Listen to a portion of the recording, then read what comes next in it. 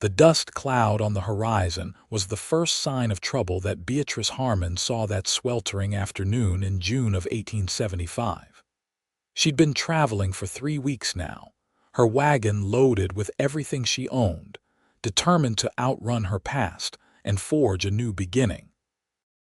Now, 50 miles from Platteville, Colorado, her wheel had shattered with a sickening crack, leaving her stranded in the vast emptiness of the frontier. "Damnation," Beatrice muttered, wiping sweat from her brow as she assessed the damage. The wheel hadn't just broken, it had practically disintegrated. The wooden spokes splintered beyond any hope of a quick repair. She glanced at her dwindling supplies and felt a flutter of panic rise in her chest. 2 days of water, maybe 3 if she was careful. Not enough to walk to the nearest town. The sun beat down mercilessly as Beatrice paced beside her wagon. At 24, she had survived worse predicaments than this. Orphaned at 16, married at 18 to a man who proved to be as cruel as he was handsome, and widowed at 23 when influenza claimed her husband. Now she was heading west on the promise of a teaching position in Platteville, where her cousin lived. The sound of hoofbeats made her reach instinctively for the small pistol tucked in her skirts. The frontier was no place for a woman alone, as she'd been warned countless times. As the rider approached, Beatrice squared her shoulders. She would not show fear. The man who came into view rode a magnificent chestnut stallion. He sat tall in the saddle, his face shadowed by a wide-brimmed hat. As he drew closer, Beatrice could see he wore a dusty denim jacket over a faded cotton shirt, with worn leather chaps covering his pants. A cowboy, by all appearances.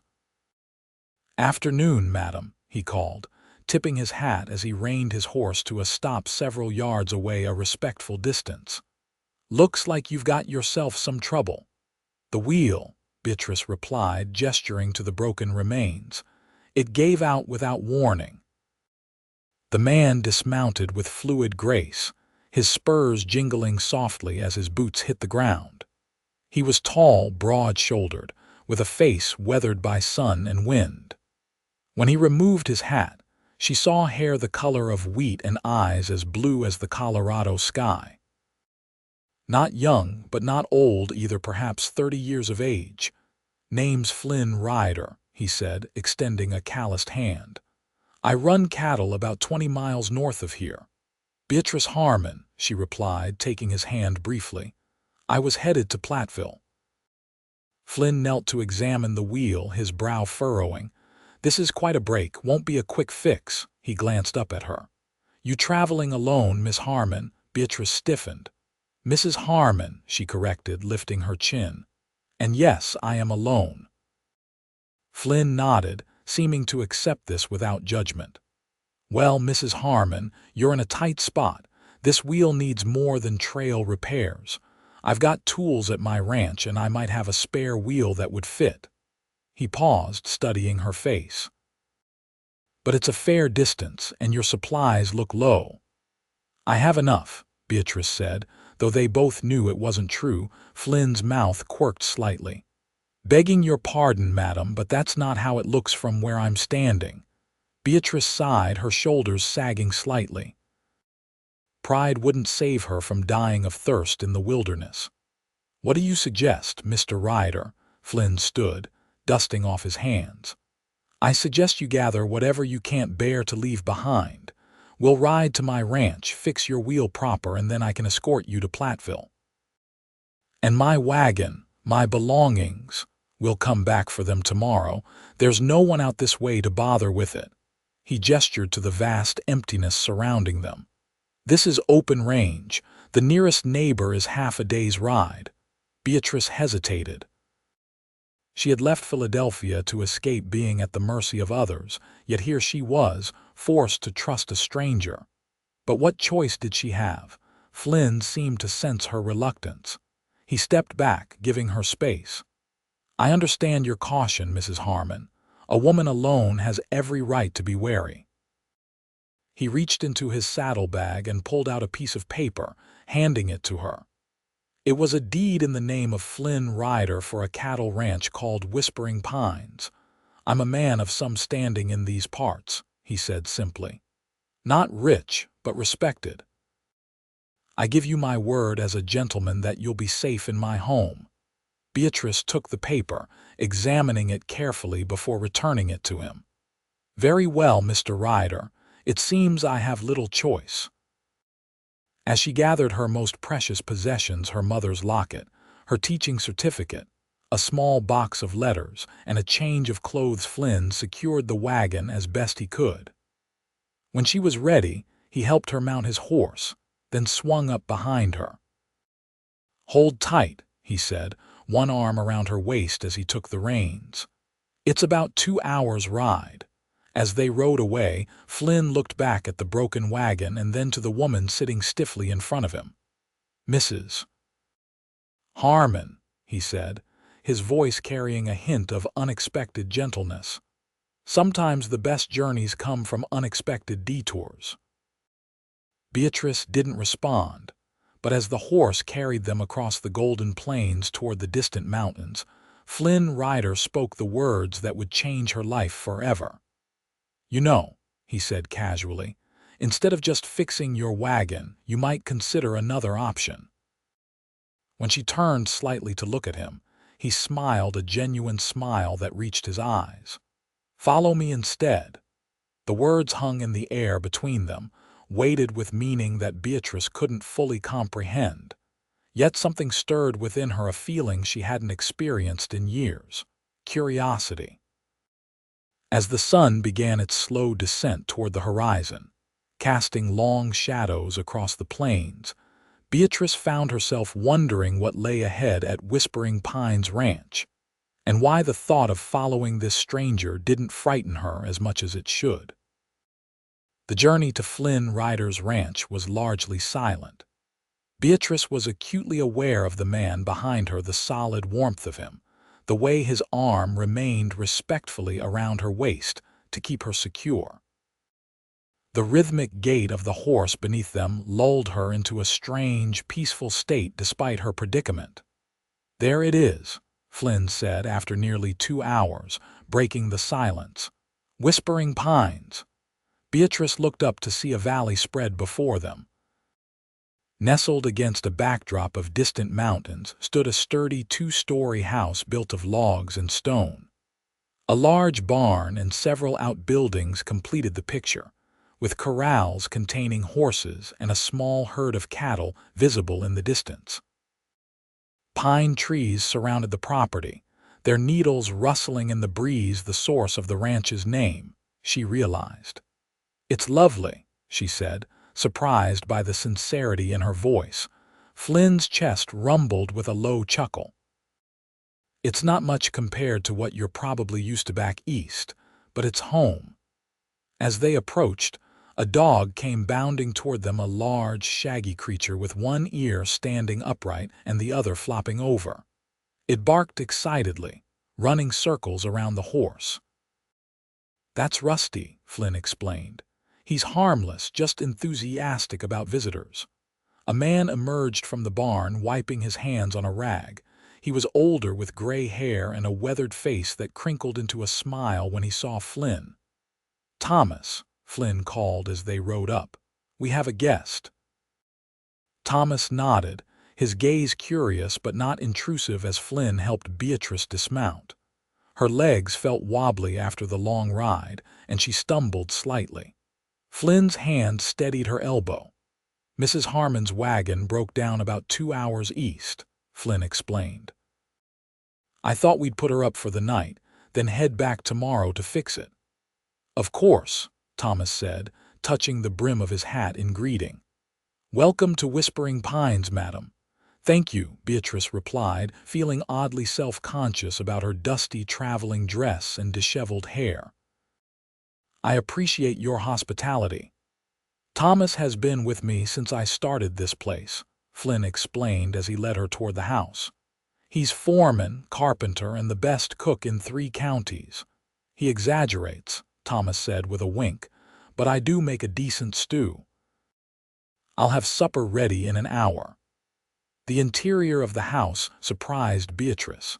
She had expected a bachelor's sparse accommodations, but the large main room was comfortable and well-maintained. A stone fireplace dominated one wall, with bookshelves on either side filled with volumes that made her fingers itch to explore them. Sturdy furniture crafted from local timber gave the room a solid, welcoming feel. "The guest room is upstairs, first door on the right," Flynn said, gesturing to a staircase. "There's a washroom at the end of the hall with a pump. I'll have Thomas heat some water for you." Beatrice nodded, suddenly overwhelmed by the day's events. "Thank you, Mr. Ryder. You've been very kind." Flynn's eyes softened.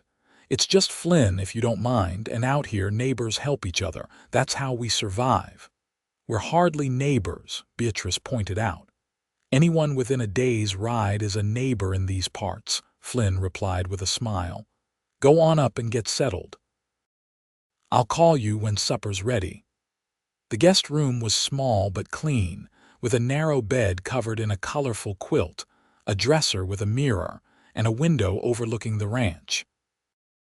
Beatrice set down her small bundle of possessions and sank onto the edge of the bed, finally allowing herself to feel the full weight of her situation.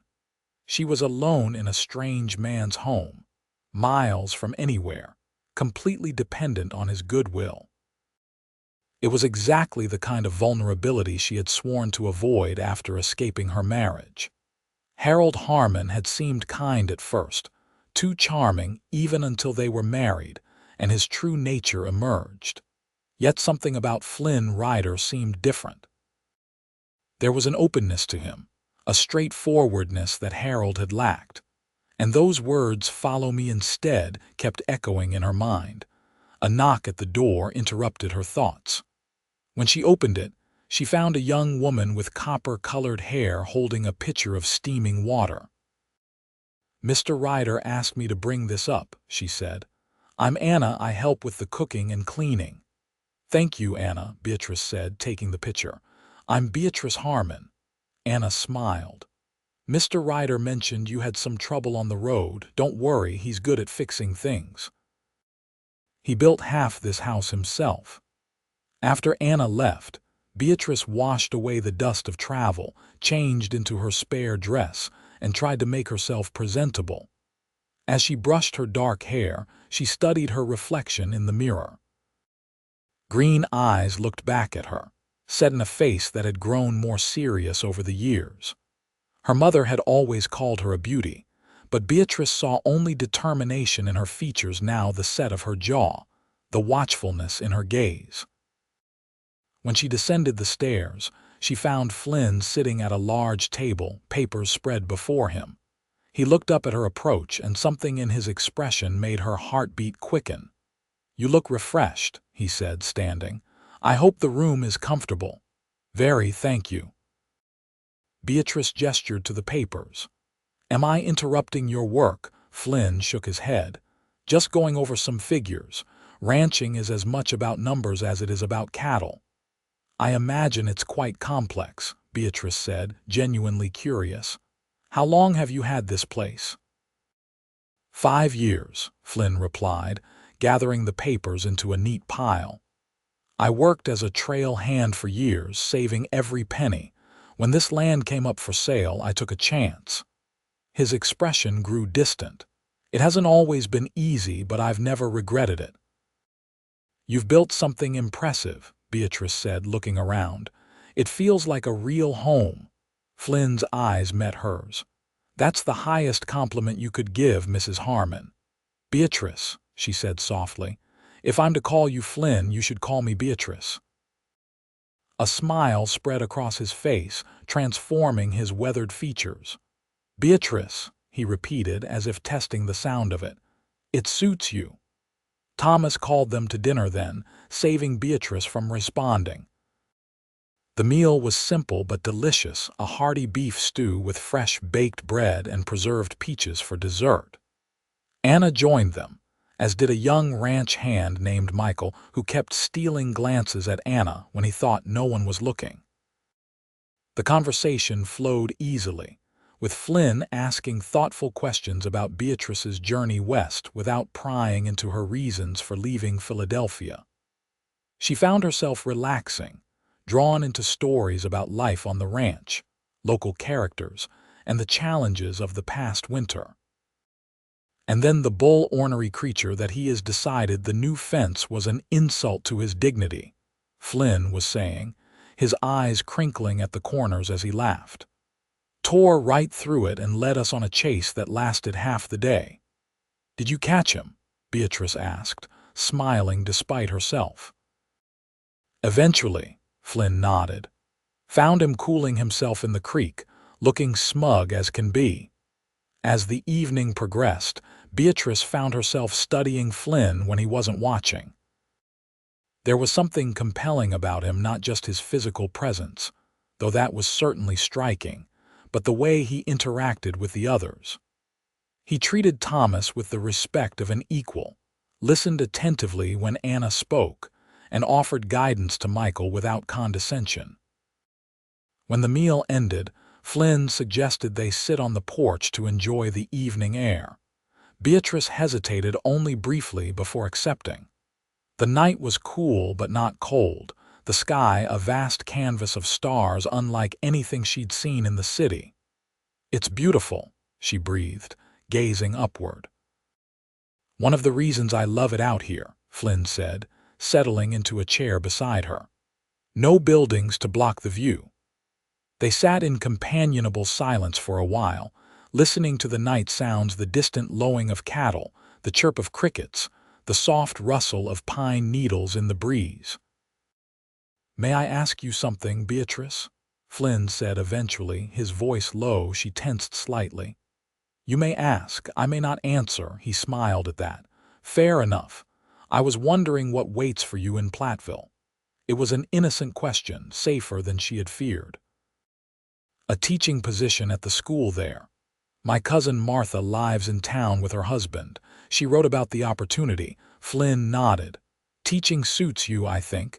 You have a thoughtful way about you." "I haven't taught before," Beatrice admitted. "But I've always loved learning, and I received a good education in Philadelphia." "The children of Platteville will be fortunate," Flynn said. Then, after a pause, "And is there anyone waiting besides your cousin? A fiancé, perhaps?" The question was asked casually, but Beatrice detected an underlying interest that both unsettled and intrigued her. "No," she said simply. "No fiancé." She touched the plain gold band she still wore. "My husband died last year." Flynn's expression softened. "I'm sorry for your loss." Beatrice looked away, uncomfortable with the sympathy in his eyes. Harold's death had been many things to her: relief, freedom, guilt, but not truly a loss. How could she explain that to this man? "It was influenza," she said instead. "It took many in our neighborhood." Flynn seemed to sense her reluctance to discuss the matter further. "Well," he said, changing the subject, "we should turn in soon. Tomorrow will be a long day retrieving your wagon." As they stood, Beatrice gathered her courage. "Earlier, when we left my wagon, you said something." She met his gaze directly. "You said I might consider following you instead. What did you mean by that?" Flynn's expression grew thoughtful. "I suppose I was thinking aloud. Something about you reminded me of myself when I first came west, determined, ready for a new beginning." He paused. "Platteville is a fine town, but there are opportunities here too. The school is small but growing. They've been looking for a teacher." "Are you offering me a job, Mr. Ryder?" Beatrice asked, surprised. Flynn smiled. "I'm offering you a choice, Mrs. Harmon. Nothing more, nothing less." With that enigmatic statement, he bid her good night, leaving Beatrice to ponder his words as she climbed the stairs to the guest room. As she prepared for bed, she realized that for the first time in years, she felt something long dormant stirring within her: possibility. The sounds of the ranch woke Beatrice before dawn, the crowing of roosters, the distant lowing of cattle, the murmur of voices as the ranch hands began their day. She dressed quickly and made her way downstairs, where she found Anna kneading dough in the kitchen. "Good morning," Anna said cheerfully. "Mr. Ryder said you'd be an early riser. Coffee's hot if you'd like some." "Thank you," Beatrice replied, gratefully accepting the cup Anna poured for her. "Is Mr. Ryder about?" "He's in the barn, getting the wagon ready for your trip. They'll be bringing back your things today." Beatrice stepped out into the crisp morning air. The ranch was alive with activity, men moving between buildings, horses being led from the stable, smoke rising from the bunkhouse chimney. She made her way to the large barn where she found Flynn and Thomas loading tools into a wagon. "Good morning," Flynn called when he spotted her. "Sleep well." "Better than I expected," Beatrice admitted. "I wanted to thank you again for your hospitality." Flynn waved away her thanks. "We should be ready to head out after breakfast. Thomas is coming with us. 3 pairs of hands will make the work go faster." Breakfast was a hearty affair of flapjacks, bacon, and eggs, with the ranch hands filing through the kitchen in shifts. Beatrice found herself surrounded by a dozen men of various ages, all polite but curious about the visitor in their midst. She answered their questions about Philadelphia and her journey west, finding their genuine interest refreshing after the often artificial social interactions of city life. By mid-morning, Beatrice was seated between Flynn and Thomas on the wagon bench, heading east to where her broken wagon waited. The day was clear, the early summer sun warm but not yet scorching. Fields of wildflowers dotted the prairie, splashes of color against the golden grass. "Is this all your land?" Beatrice asked, gesturing to the vast expanse around them. "Some of it," Flynn replied. "I own about 2,000 acres, but I have grazing rights on another 3,000 of government land." He pointed north. "My property line ends at that ridge. Everything from here to there is whispering pines." Beatrice tried to comprehend the scale of it. "In Philadelphia, families live their entire lives on plots the size of your garden." Flynn chuckled. "Different worlds, I suppose. Out here, a man needs space to breathe." "And women?" Beatrice asked. "Do they need space too?" Flynn glanced at her, his eyes crinkling slightly. "I reckon they do, though I can't claim to be an expert on what women need." Thomas snorted softly beside them. "That's the truest thing you've said in weeks, boss." The easy banter between the two men continued as they traveled, making the journey seem shorter than the previous day's ride. When they reached Beatrice's wagon, they found it untouched, just as Flynn had predicted.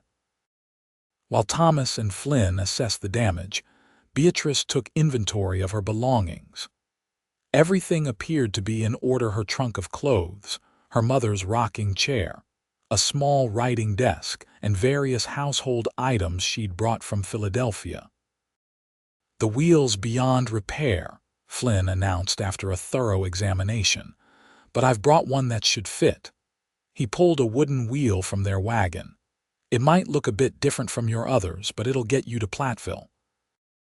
The men worked efficiently, jacking up the wagon to remove the broken wheel and fit the replacement. Beatrice tried to help, but Flynn gently suggested she rest in the shade of a nearby tree. "No sense in all of us getting heat stroke," he said. "Besides, Thomas and I have done this before." Sitting beneath the tree, watching the men work, Beatrice found herself studying Flynn more closely. There was an easy competence to his movements, a quiet confidence that spoke of years of self-reliance. His hands were strong yet careful as they worked with the tools, and occasionally he would say something that made Thomas laugh. He was nothing like Harold, whose soft hands and imperious manner had hidden a cruel heart. Harold had never built anything, fixed anything, or worked alongside others as an equal. He had managed his father's shipping business from a comfortable office and expected Beatrice to manage their home with the same cold efficiency. "Penny for your thoughts." Flynn's voice startled her from her reverie. He stood before her, wiping his hands on a rag, his shirt damp with sweat from the labor. "I was just reflecting on how different life is out here," Beatrice said honestly.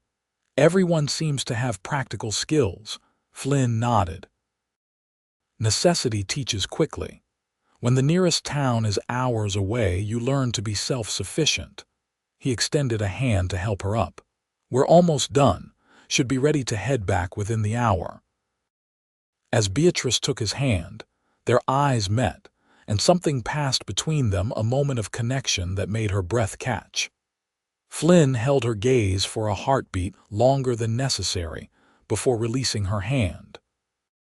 "Your wagon is sturdy, despite the wheel," he said, his voice slightly rougher than before. "It should serve you well on the remainder of your journey." By early afternoon, the wheel was replaced, and Beatrice's wagon was hitched to one of Flynn's horses, a gentle mare named Daisy that Thomas assured her would give no trouble. "Well," Flynn said, standing beside Beatrice's wagon, "it seems you're ready to continue to Platteville." Beatrice nodded, feeling strangely reluctant to leave. "Yes, I suppose I am." Flynn hesitated, then spoke the words that would change everything. "Or you could come back to Whispering Pines for a few days. Rest, recover from your journey. Platteville isn't going anywhere." Beatrice studied his face, trying to discern his motives. What she saw in his blue eyes was not calculation or desire, but genuine concern and something else, hope, perhaps. "Why would you offer that to a stranger?" she asked quietly. Flynn's smile was gentle. "You're not really a stranger anymore, Beatrice, and everyone needs a safe harbor sometimes." Thomas, busy securing the tools in their wagon, called over his shoulder, "Say yes, Mrs. Harmon. His cooking is terrible when I'm not around, and I'm heading to Denver tomorrow for supplies." The unexpected humor broke the tension, and Beatrice found herself smiling. "Well, I wouldn't want to be responsible for Mr. Ryder starving." Flynn's face brightened. "Is that a yes?" Beatrice took a deep breath. Every instinct for self-preservation told her to continue to Platteville, to the security of her cousin's home and the teaching position waiting for her. But something stronger, curiosity perhaps, or the first tentative reaching for joy, made her nod. "Yes," she said. A few days at Whispering Pines would be most welcome. Flynn's smile was worth the risk. "Follow me then," he said, echoing his words from the day before. "I know the way home." As they traveled back to Whispering Pines, Beatrice in her wagon following Flynn and Thomas, she wondered at the strange turn her journey had taken. Yesterday, she had been alone and desperate on the prairie. Today, she was voluntarily extending her stay with a man she barely knew, in a place far from her intended destination. It wasn't like her to be impulsive. Life had taught Beatrice caution, especially where men were concerned. Yet there was something about Flynn Ryder that inspired trust. Perhaps it was the way the ranch hands respected him, or how Thomas spoke to him as a friend rather than an employer. Or perhaps it was the way Flynn looked at her not as a possession or a curiosity, but as a person of value. Whatever the reason, Beatrice found herself looking forward to a few days at Whispering Pines before continuing to Platteville. A rest, she told herself. Nothing more. But as the ranch came into view, pine trees swaying gently against the backdrop of distant mountains, Beatrice couldn't ignore the small voice inside that whispered of new beginnings and unexpected paths. The next few days fell into a pleasant rhythm. Flynn showed Beatrice around the ranch, introducing her to the operations with a pride that was evident in every word. She learned about cattle breeding, horse training, and the complex water management systems that made ranching possible in the sometimes arid landscape. In return, Beatrice found ways to contribute to the household. She helped Anna with mending, organized Flynn's chaotic bookshelf, and even taught Michael to read better during evening lessons by the fire. The young ranch hand, she discovered, had never had formal schooling but was eager to improve himself. On the third day, Flynn took Beatrice riding to see more of his property. The morning was perfect clear skies, a gentle breeze and wildflowers blooming across the meadows. Flynn had selected a gentle mare for Beatrice, showing patience as she adjusted to riding astride rather than side saddle. "There's something I'd like to show you," Flynn said as they rode along a small creek. "It's a bit of a climb, but the view is worth it." He led her up a winding path to a rocky outcrop overlooking the valley. Below them, whispering pines spread out like a painting. The ranch house and outbuildings nestled among the trees, cattle grazing in the distance, the creek winding like a silver ribbon through the land. "It's breathtaking," Beatrice said softly. Flynn dismounted, then helped her down from her horse. "This is my thinking spot. Whenever I have a decision to make or a problem to solve, I come up here for perspective." They sat on a sun-warmed boulder, sharing the lunch that Anna had packed for them: cold chicken, bread, cheese, and apples. The conversation flowed easily between them, as it had since her arrival. Flynn told her about his years as a trail hand, driving cattle from Texas to Kansas, and how he'd worked his way up to foreman before buying his own land. "It wasn't easy at first," he admitted. "That first winter, I thought I'd made the biggest mistake of my life." But spring came, and with it, new calves, green grass, and hope. Beatrice found herself sharing stories of her childhood in Philadelphia, her parents' death from typhoid when she was 16, her marriage to Harold at 18. "I married young," she said, carefully selecting her words. "It seemed the sensible choice at the time. I had no family except distant relatives, and Harold offered security." Flynn's eyes were perceptive. "But not happiness." Beatrice looked away. "Happiness wasn't something I expected from marriage. Security was enough." Flynn was quiet for a moment. "My mother used to say that life's too long for a loveless marriage and too short for regrets." "Your mother sounds wise," Beatrice said. "She was." Flynn's voice held warmth. "She died when I was 20, but she packed a lifetime of wisdom into the years I had with her." "And your father?" "Died in the war, Confederate side." Flynn's expression grew distant. "He believed in a cause I couldn't follow. I was 16 when he left, old enough to understand what they were fighting for, young enough to be heartbroken by it." Beatrice felt a surge of respect for his honesty. Many men wouldn't admit to disagreeing with their fathers, especially about the war. "I've found that honesty, while sometimes painful, is ultimately kinder than comfortable lies." Flynn's eyes met hers. "Which brings me to something I've been wanting to discuss with you." Beatrice tensed slightly. "Yes, the teaching position in Willow Creek. I mentioned it that first night." Willow Creek was the small settlement about 5 miles from Whispering Pines, little more than a general store, a church, and a dozen homes clustered together. "I remember," Beatrice said cautiously. "I spoke with Reverend Phillips yesterday. He's on the school board. When I told him about your qualifications, he was very interested." Flynn paused. "They could offer you the position immediately." "The school's small, about 15 children of various ages, but they're eager to learn." Beatrice stared at him, a mixture of emotions coursing through her. "You spoke to them about me, without asking me first." Flynn had the grace to look slightly abashed. "I only inquired whether the position was still available. I mentioned there was a qualified teacher considering options in the area." He met her gaze steadily. "I would never presume to make arrangements on your behalf, Beatrice. The choice is entirely yours." The sincerity in his voice eased her momentary flare of irritation. "I appreciate that," she said, "but I have already accepted the position in Platteville. My cousin is expecting me." "Of course," Flynn nodded. "I just thought you should know all your options." They fell into silence, looking out over the valley. Beatrice found herself genuinely considering the possibility. Willow Creek was smaller than Platteville, with fewer amenities, but there was something appealing about its simplicity, and it was close to Whispering Pines. That thought brought her up short. Was she really considering changing her plans because of Flynn Ryder, a man she'd known less than a week?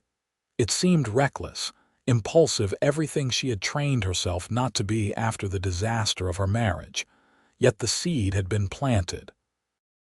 As they rode back to the ranch that afternoon, Beatrice found herself comparing what she knew of Platteville with what she'd seen of Willow Creek during their ride. Both were frontier towns, growing but still small. Both needed teachers. Her cousin Martha was in Platteville, true, but they had never been particularly close. That evening, as Beatrice sat on the porch watching the sunset paint the sky in brilliant oranges and pinks, Flynn joined her with 2 cups of coffee. "Peace offering," he said, handing her one. "I realize I overstepped today." Beatrice accepted the cup with a small smile. "You meant well." "I did," Flynn agreed, settling into the chair beside hers, "but I should have consulted you first." They sipped their coffee in companionable silence, watching as the first stars appeared in the darkening sky. "I've been thinking about your offer," Beatrice said finally. Flynn turned to her, his expression carefully neutral. "Oh, I'd like to visit Willow Creek before I make any decisions. See the school, meet some of the families." She set her cup down decisively. "If you're willing to take me there tomorrow." The smile that spread across Flynn's face made something flutter in Beatrice's chest. "I'd be honored," he said. "We can go after breakfast." The following morning dawned clear and bright. Flynn had business at the general store in Willow Creek anyway, he explained, so the trip served double duty. They took the wagon, with Flynn handling the reins and Beatrice beside him on the bench. Willow Creek was indeed small, a single street with buildings on either side, a church with a modest steeple at one end, and scattered houses extending outward. The school was a simple one-room building next to the church, newly painted white with a small bell tower. Reverend Phillips met them there, a kindly man in his 50s with silver-streaked hair and wire-rimmed spectacles. He showed Beatrice around the schoolhouse with evident pride. "We built it just last year," he explained. "Before that, classes were held in the church." He gestured to the rows of desks, the blackboard, the small bookshelf filled with well-worn volumes. "It's modest, but we have the essentials." "How many students?" Beatrice asked, running her hand along a desk. 15 currently, ages 6 to 14. Mostly ranchers' children and a few from town. Reverend Phillips adjusted his spectacles. "They're good children, eager to learn. Our last teacher, Miss Collins, left to get married in April. We've been making do with volunteers since then, but we need someone properly trained." As they talked, Beatrice's professional interest was engaged. The curriculum, the school hours, the living arrangements, Reverend Phillips answered all her questions thoroughly. There was a small house for the teacher behind the school, he explained, simple but comfortable, with a garden already planted by the church ladies. "And the salary?" Beatrice asked practically. $30 a month plus the house. "Not lavish, I know, but it includes fuel for winter and vegetables from the community garden." He smiled apologetically. "We're a small community, but we value education highly." It was less than Platteville had offered, but the inclusion of housing made it comparable.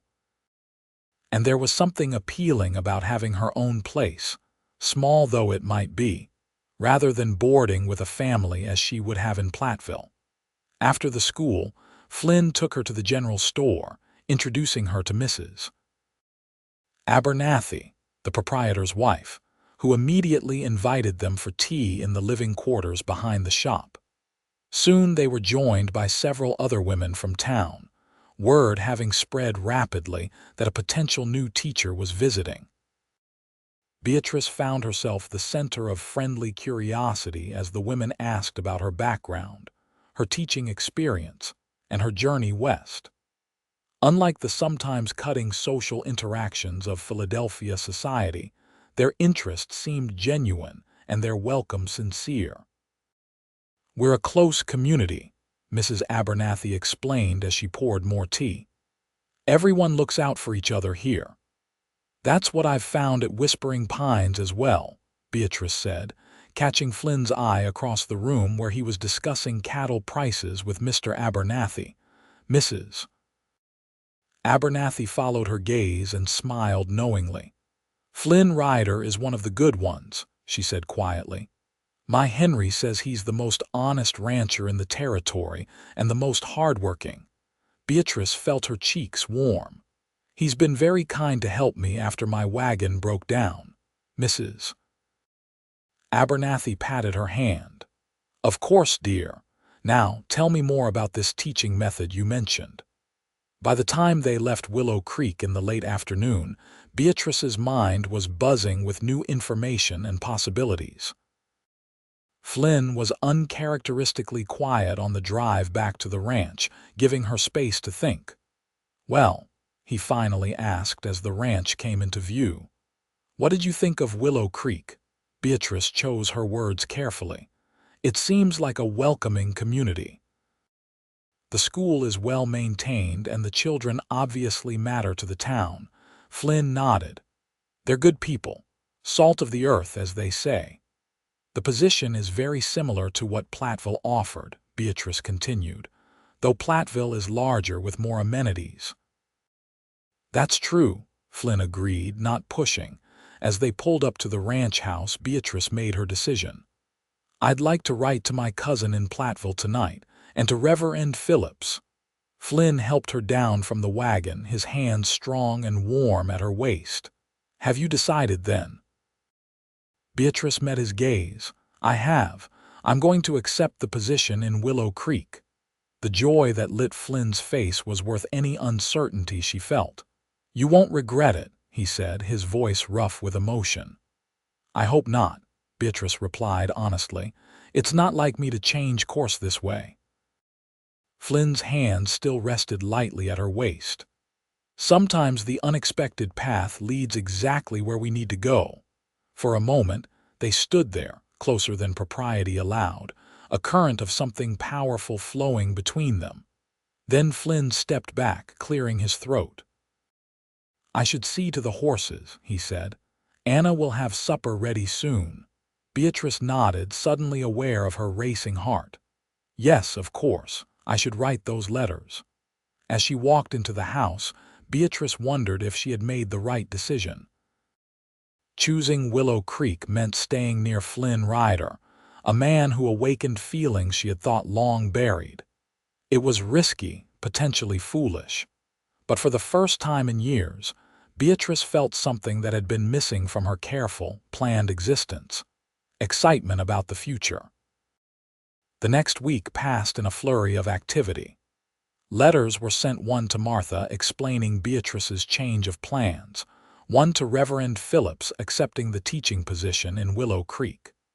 Flynn arranged for Beatrice's wagon to be moved to her new home, and the women of Willow Creek, led by Mrs. Abernathy, prepared the teacher's house for its new occupant. Beatrice spent the time divided between Whispering Pines, where she continued to help with household tasks and tutor Michael in the evenings, and Willow Creek, where she familiarized herself with the school and met more of her future students and their parents. Throughout it all, Flynn was a constant presence, respectful, attentive, but never presumptuous. He seemed to understand instinctively when Beatrice needed space and when she welcomed company. They shared meals, conversations, and rides across his property, building a friendship that grew deeper with each passing day. On the morning Beatrice was to move into her new home, Flynn found her on the porch, watching the sunrise. "Couldn't sleep?" he asked, offering her a cup of coffee. Beatrice accepted it gratefully. "Just thinking about new beginnings." Flynn leaned against the porch railing, his own cup cradled in his hands. "Having second thoughts?" "No," Beatrice said, realizing it was true. "Nervous, perhaps, but not doubtful. It feels right somehow." Flynn nodded, his eyes on the pink-streaked horizon. "I felt the same way when I bought this place. Terrified but certain." They stood in companionable silence, watching as the sun crested the distant mountains, spilling golden light across the valley. "I wanted to thank you," Beatrice said finally, "for everything. The wheel, the shelter, introducing me to Willow Creek." She hesitated. "For suggesting I follow you instead." Flynn turned to her, his expression serious. "I should be thanking you, Beatrice. You've brought something to Whispering Pines that's been missing." When she raised an eyebrow questioningly, he smiled. "Life, conversation, different perspectives. You make it sound as though I've transformed the place," Beatrice said, laughing softly. "I've only been here a week." "Sometimes a week is all it takes to change everything," Flynn replied, his voice low. The weight of his words hung between them, full of unspoken meaning. Beatrice felt her heart quicken, but before she could respond, Anna called from inside that breakfast was ready. The moment broken, they went inside to join Thomas and Anna for the morning meal. The conversation was light, with Anna giving Beatrice last-minute advice about settling into Willow Creek, and Thomas promising to bring fresh eggs from the ranch whenever he made deliveries to the general store. After breakfast, Flynn helped Beatrice load her belongings into her wagon. Her trunk of clothes, her mother's rocking chair, the small writing desk, books, and the household items she'd brought from Philadelphia. "I think that's everything," Beatrice said, surveying the loaded wagon. Flynn nodded, then reached into his pocket. "Almost everything," he said, holding out a small package wrapped in brown paper. "A housewarming gift." Surprised, Beatrice unwrapped it to find a beautifully crafted wooden box, small enough to fit in her palm, with intricate carvings of pine trees around the edges. "It's lovely," she breathed, running her fingers over the smooth wood. "Open it," Flynn urged. Inside, nestled on a bed of soft cloth, was a small silver key. "It's for your new home," Flynn explained. "I had it made in town yesterday. The original was rather plain." Beatrice was touched by the thoughtfulness of the gift. "Thank you," she said, closing her fingers around the key. "I'll treasure it." Flynn helped her up onto the wagon seat, then handed her the reins. "You know the way," Beatrice nodded. 5 miles east, follow the creek, then north at the big oak tree." Flynn smiled. "You're a quick study, Mrs. Harmon." "I try to be, Mr. Ryder." She returned his smile, then grew serious. "Will I see you in Willow Creek?" "Count on it," Flynn replied. "I come to town at least once a week for supplies, and you're always welcome at Whispering Pines." With a final goodbye to Thomas and Anna, who stood waving from the porch, Beatrice set off toward Willow Creek and her new life. As she guided her wagon along the now familiar trail, she reflected on how much had changed since that hot afternoon when her wheel had broken in the middle of nowhere. She had set out from Philadelphia seeking independence and a fresh start. Ironically, it was by accepting help by following Flynn Ryder instead of stubbornly continuing alone that she had found what she was looking for. The teacher's house in Willow Creek was everything Reverend Phillips had promised, small but well built, with a main room that served as kitchen and parlor, a bedroom just large enough for her bed and trunk, and a tiny study where she could prepare lessons. The garden behind the house was flourishing with summer vegetables, and a friendly cat had taken up residence on the back porch, apparently coming with the property. The women of Willow Creek had prepared the house with touching care. Fresh curtains hung at the windows, a colorful quilt adorned the bed, and the pantry was stocked with basic provisions. Mrs. Abernathy had left a welcome basket with home-canned preserves, fresh bread, and a jar of honey. Beatrice spent the day unpacking and arranging her belongings, making the small house feel like home. As she placed her mother's rocking chair by the window and arranged her books on the shelves built into the wall, she felt a sense of rightness, of belonging, that she hadn't experienced in years. That evening, as she sat on her front porch watching the sunset, several neighbors stopped by to welcome her, bringing small gifts: a pot of stew, a bunch of wildflowers, a handmade cushion for her rocking chair. By the time she retired for the night, Beatrice felt embraced by her new community in a way she had never been in Philadelphia. The next morning, Beatrice went to the schoolhouse to begin preparing for classes, which would start the following Monday. She spent hours organizing books, planning lessons, and creating a schedule that would accommodate students of different ages and abilities. The work was absorbing, and she was startled when a knock at the door interrupted her concentration. Flynn stood in the doorway, hat in hand, a smile lighting his face. "The shopkeeper said I'd find you here," he said. "Hard at work already, I see." Beatrice brushed a strand of hair from her face, suddenly aware of her ink-stained fingers and disheveled appearance. "There's so much to prepare before Monday."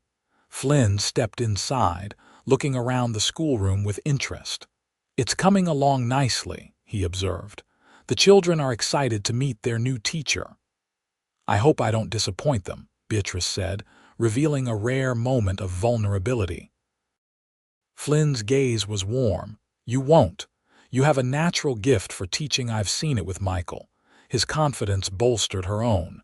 "Thank you. That means a great deal." "I actually came to invite you to dinner," Flynn said, "at the hotel restaurant.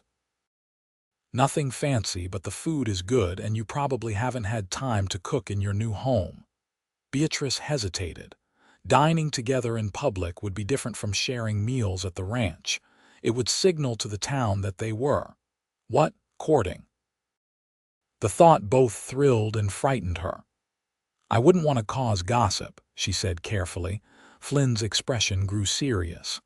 "Beatrice, your reputation matters to me. We could invite Reverend Phillips and his wife to join us if that would make you more comfortable." The consideration behind the offer touched her deeply. This was yet another way Flynn differed from Harold, who had never concerned himself with her comfort or reputation except as it reflected on him. "That's very thoughtful," she said, "but perhaps another time." "I've been invited to dine with the Abernathys tonight." If Flynn was disappointed, he hid it well. "Of course. Another time, then." He glanced at the work spread across her desk. "I should let you get back to your preparations. Is there anything you need? Supplies for the school or your house?" "I can't think of anything at the moment," Beatrice replied. "But thank you for asking." Flynn nodded, placing his hat back on his head. "I'll be in town again on Saturday for the community meeting. Perhaps I could call on you then." "I'd like that," Beatrice said, surprised by how much she meant it.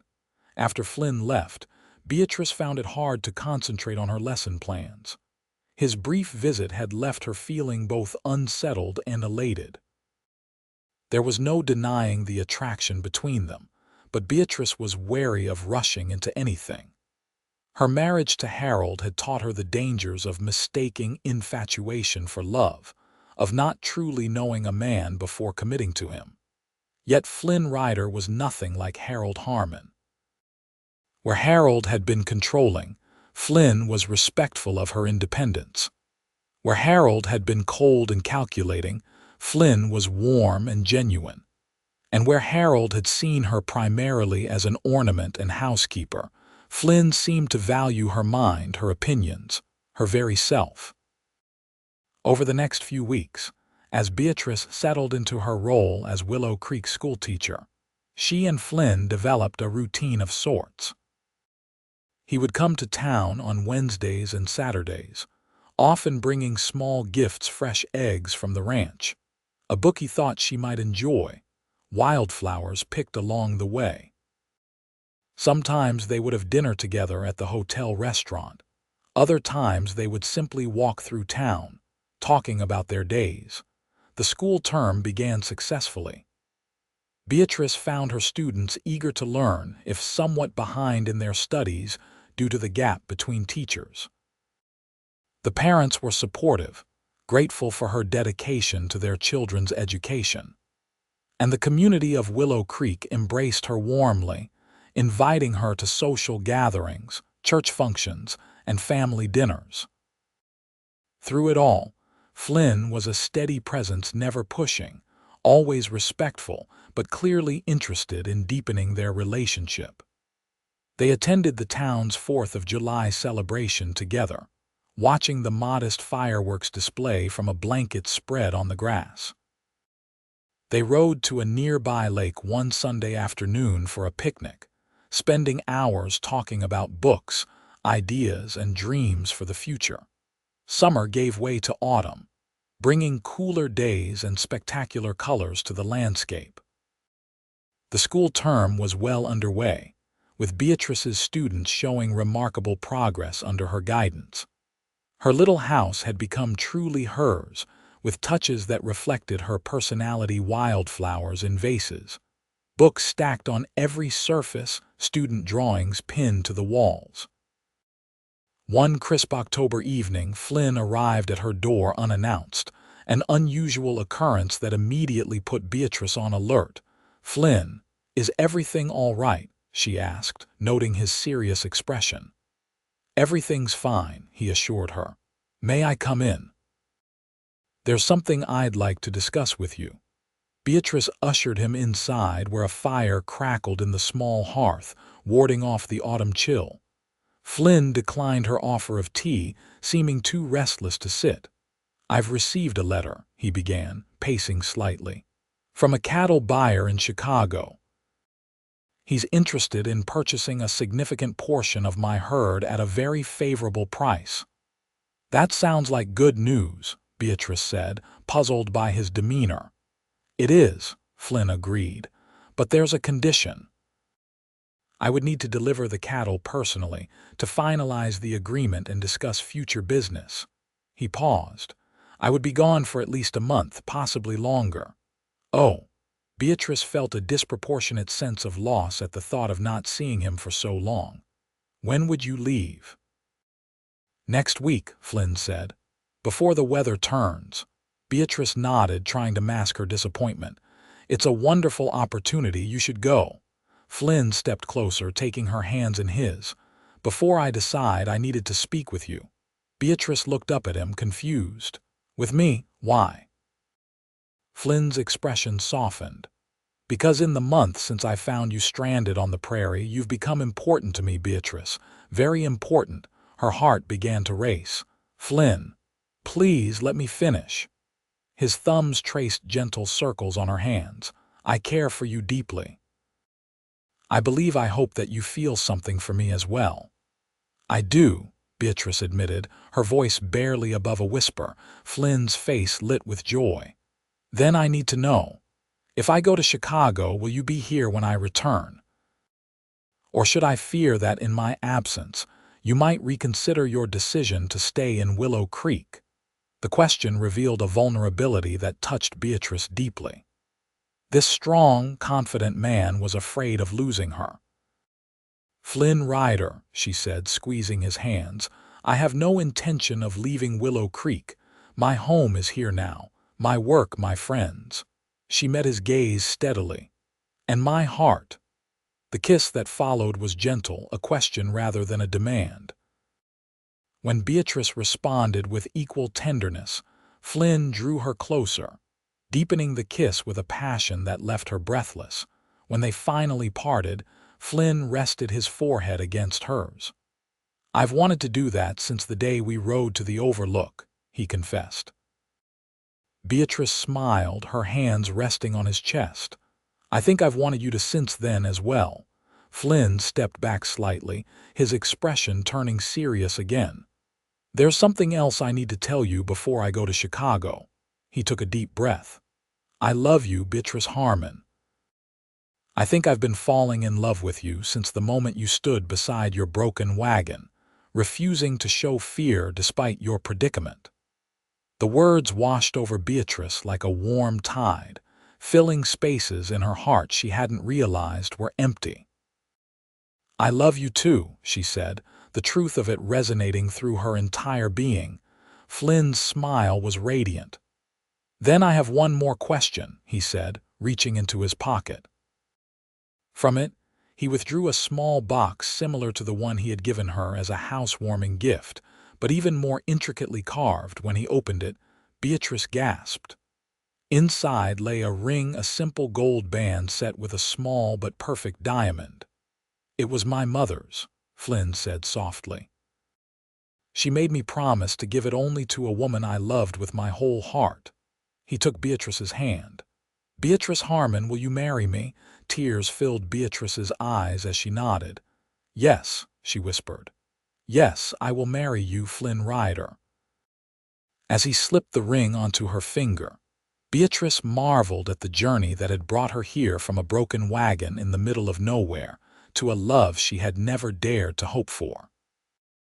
Flynn left for Chicago the following week, but not before they announced their engagement to the community of Willow Creek.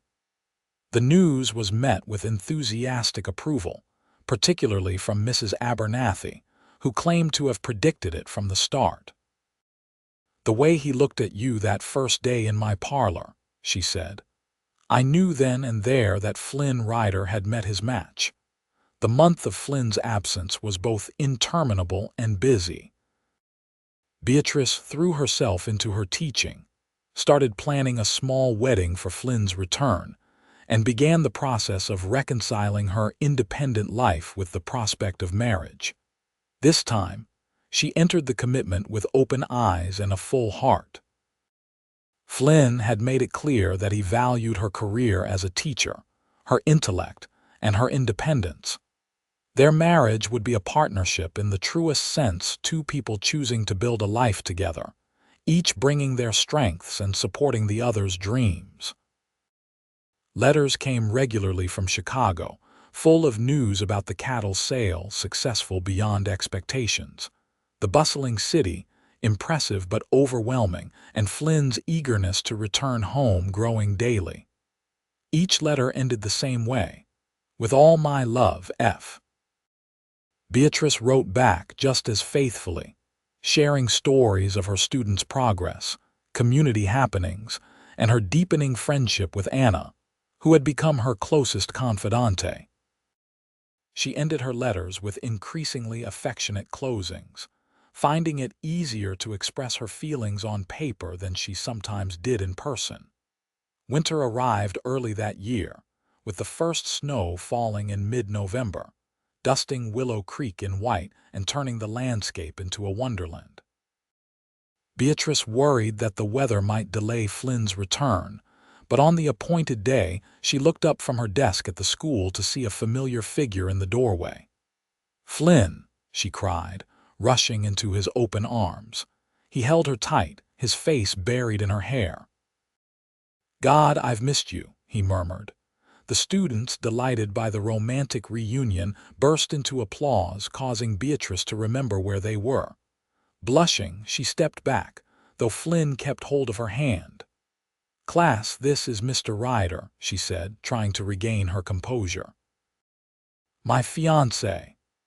The children greeted him enthusiastically, firing questions about his journey, the city of Chicago, and most importantly, when the wedding would be. Soon, Flynn promised, his eyes never leaving Beatrice's face. Very soon. They were married 2 weeks later in the Willow Creek Church, with Reverend Phillips officiating. The entire community turned out for the celebration, filling the small church to capacity. Thomas stood as Flynn's best man, while Anna served as Beatrice's maid of honor. Beatrice wore a gown of ivory silk, a gift from Flynn, who had purchased it in Chicago with her mother's lace veil. As she walked down the aisle on Reverend Philip's arm, her eyes locked with Flynn's, seeing in his gaze all the love and promise she had ever dreamed of. The vows were simple but heartfelt, each word a solemn commitment to love, honor, and cherish. When Flynn slipped a gold band next to her engagement ring, his hands were steady, his voice clear and certain. When Beatrice placed a matching band on his finger, her heart was full to overflowing. "I now pronounce you husband and wife," Reverend Phillips declared. "Flynn, you may kiss your bride." The kiss was tender yet passionate, a perfect balance of restraint and promise that left the congregation cheering and Beatrice blushing with joy. The celebration afterward was held at the hotel, with food contributed by every household in Willow Creek.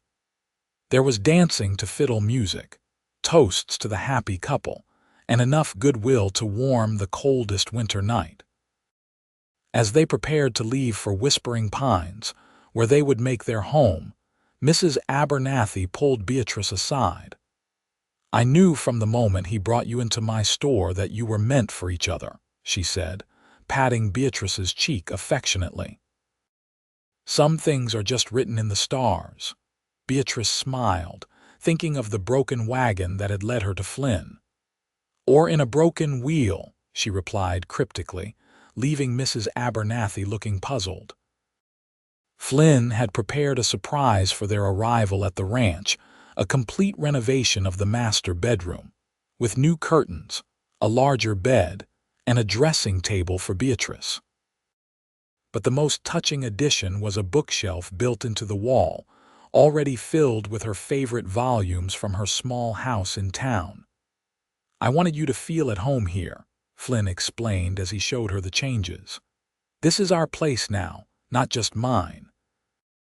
That night, as they lay together in the soft darkness of their bedroom, Beatrice reflected on the strange and wonderful path that had led her here. From a broken wagon in the middle of nowhere to the arms of a man who loved her completely, who saw her not as a possession but as a partner. "What are you thinking?" Flynn asked, his voice a low rumble in the dark. Beatrice turned to face him, tracing the line of his jaw with gentle fingers. "I'm thinking about how close I came to missing you, if my wheel hadn't broken that day." Flynn caught her hand, pressing a kiss to her palm. "I believe some things are meant to be, Beatrice. If it hadn't been the wheel, it would have been something else. Our paths were destined to cross." "That sounds suspiciously like fate, Mr. Ryder," Beatrice teased. "I thought you were a practical man." "I am," Flynn replied, drawing her closer. "But I also believe in miracles, and finding you loving you is nothing short of miraculous." As winter settled over Whispering Pines, Beatrice and Flynn established the rhythms of their shared life. Each weekday, Flynn would drive Beatrice to the school in Willow Creek, then continue on to his ranch duties. In the evenings, they would return home together, sharing the events of their day over supper, then raiding or planning for the future by the fire. Beatrice continued to teach, her students thriving under her guidance. Flynn's cattle business prospered, his reputation for fair dealing and quality stock spreading throughout the territory. Together, they built a life that balanced work and love, independence and partnership. Spring arrived with a burst of wildflowers and new calves in the pastures. With it came news that filled the ranch with anticipation. Beatrice was expecting their first child, due in the early autumn. Flynn was overjoyed, his usual reserved manner giving way to exuberant planning for the baby's arrival. He spent hours crafting a cradle from pine wood, carved with the same tree design as the box he had given Beatrice when she moved to Willow Creek. "Our child will grow up surrounded by love," he promised as they sat on the porch one evening, his hand resting protectively on Beatrice's still flat stomach. with a mother who teaches them to think and a father who teaches them to ride. And books, Beatrice added with a smile. Lots of books. Flynn laughed, pulling her close. Of course, a house full of books and ideas and questions. As summer progressed and Beatrice's pregnancy became more visible, she reduced her teaching hours but refused to give up the work she loved. The school board, influenced by Flynn's advocacy, agreed to a modified schedule that allowed her to continue teaching while preparing for motherhood. On a warm September evening in 1876, just as the leaves were beginning to turn, their son was born, a healthy, robust boy with his father's blue eyes and a head of dark hair like his mother's. They named him James Thomas Ryder, honoring both Beatrice's father and Flynn's loyal foreman and friend. "He's perfect," Flynn whispered, cradling his son with careful hands that had broken wild horses and built a ranch from nothing. Tears shone in his eyes as he looked from the baby to Beatrice. "You're both perfect." Parenthood brought new dimensions to their relationship. Beatrice discovered depths of strength she hadn't known she possessed, while Flynn revealed a gentle tenderness that enhanced her love for him. Together, they navigated the sleepless nights, the constant demands, and the indescribable joy of watching their child grow. By the time little James, called Jamie by everyone, was walking, Beatrice had returned to teaching full-time, with Anna caring for the baby during school hours. Flynn had expanded the ranch, adding new grazing land and increasing his herd. Whispering Pines was thriving, as was the community of Willow Creek. One evening, as they sat on their porch watching 2-year-old Jamie chase fireflies across the yard, Flynn took Beatrice's hand. "You ever think about that day," he asked, "when your wagon broke down?" Beatrice smiled, leaning her head on his shoulder. "Often. It seemed like such a disaster at the time," Flynn chuckled. "You looked ready to shoot me when I rode up." "I was considering it," Beatrice admitted. "I'd been warned about strange men on the frontier." "And yet you decided to trust me," Flynn mused. "Not immediately," Beatrice reminded him. "But you showed me your deed, remember? Proof that you were a man of standing." Flynn's laugh was warm against her hair. "I was trying so hard to appear respectable, when all I could think was how beautiful you were, even covered in dust and clearly annoyed." Beatrice turned to face him, cupping his cheek in her palm. "And I was trying so hard to maintain my independence when all I really wanted was someone to rely on, someone like you." Flynn turned his head to kiss her palm. "When I said follow me instead, I never dreamed where it would lead." "To here," Beatrice said simply. "To us, to Jamie, to this life we've built together." In the yard, Jamie squealed with delight as he caught a firefly, his face alight with wonder. Flynn and Beatrice watched him, their hearts full of love for their son and for each other. "You know what I think?" Flynn said, his arm tightening around her shoulders. "What's that?" Beatrice asked, though she suspected she knew the answer. Flynn's smile was tender as he gazed at his wife and son. "I think some broken wheels are the best kind of blessing." Beatrice couldn't argue with that. From disaster had come direction. From a detour had come destiny. Her broken wagon had led her not just to a place, but to a person who had helped her rebuild not just a wheel but a life. As the years passed, that life grew richer and fuller. Jamie was joined by a sister, Elizabeth Anna, born 3 years after him with her mother's green eyes and her father's quiet strength. The children grew up surrounded by books and nature, learning equally from their mother's teachings and their father's example. Beatrice continued her work at the school, eventually training new teachers as Willow Creek grew into a proper town. Flynn's ranch prospered, becoming one of the most respected operations in Colorado. Together, they weathered droughts and blizzards, economic downturns and personal losses. their partnership only strengthening with each challenge. By 1895, Whispering Pines had grown to include a small orchard, expanded grazing lands, and a reputation for hospitality that brought visitors from as far as Denver. Jamie, now 20, was studying law in Colorado Springs, while Elizabeth, 17, showed a talent for both teaching and ranching that made her parents equally proud. On the 20th anniversary of the day they met, Flynn took Beatrice riding to their special overlook. Though they were older now, Flynn's wheat-colored hair streaked with silver, Beatrice's dark tresses showing the first strands of gray, the love between them remained as vibrant as ever. From the rocky outcrop, they could see how much the valley had changed, more homes dotting the landscape, the town of Willow Creek visible in the distance, Whispering Pines expanded and thriving. Yet the essential beauty remained the mountains, the pine trees, the creek winding like a silver thread through it all. 20 years, Flynn mused, his arm around Beatrice as they sat side by side on their favorite boulder. Sometimes it feels like yesterday that I found you on the prairie. And sometimes it feels like we've always been together, Beatrice replied, leaning into him. As if my life before you was just preparation. Flynn kissed her temple, his touch as tender as it had been when they were younger. Do you ever regret it? Following me instead of continuing to Platteville? Beatrice turned to face him, her green eyes still bright and clear. Not for a single moment, she said.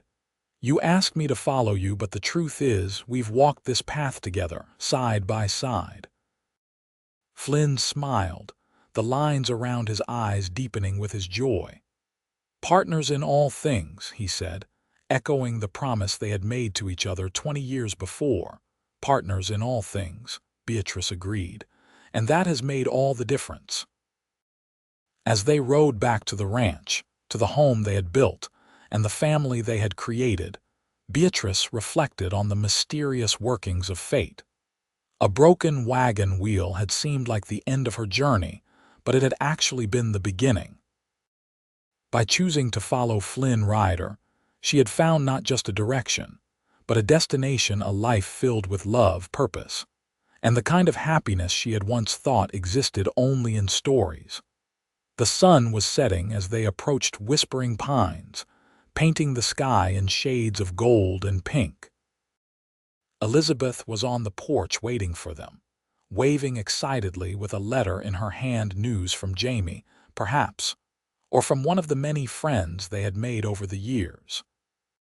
Flynn reached over to take Beatrice's hand as they rode side by side, his touch as reassuring and thrilling as it had been on that first day.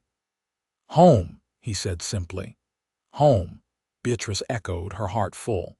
Not just a place, but a feeling. Not just a destination, but a journey shared. And it had all begun with a broken wheel, a chance encounter, and the words that had changed everything. Follow me instead.